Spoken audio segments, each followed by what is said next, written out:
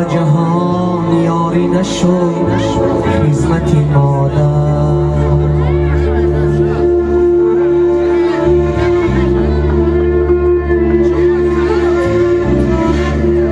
مقصود و فداکار نشد خدمت مادر.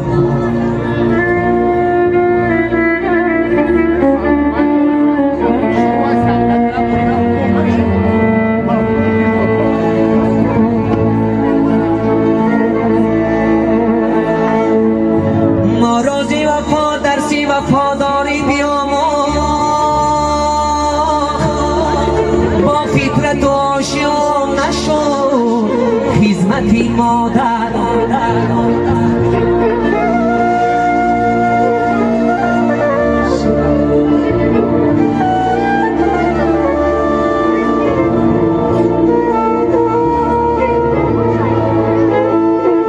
مادر نبودی جهان آباد نبود، مادری خیش طفل به کس شاد نبود.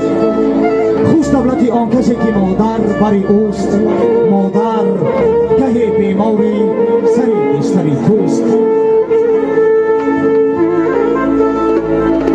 غنچه مشم چهره کشا مادری ما را، بلبل تا نوا نغمه سرای مادری ما رفت.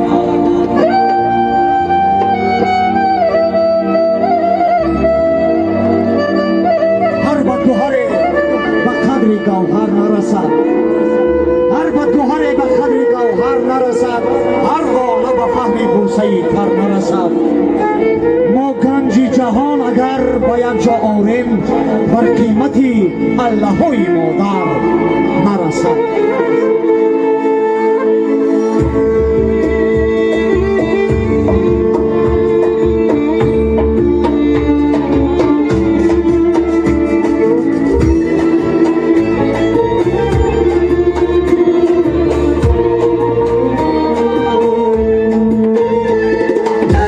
خانیا چه جان دنایی گرمی سرگردان شیعی در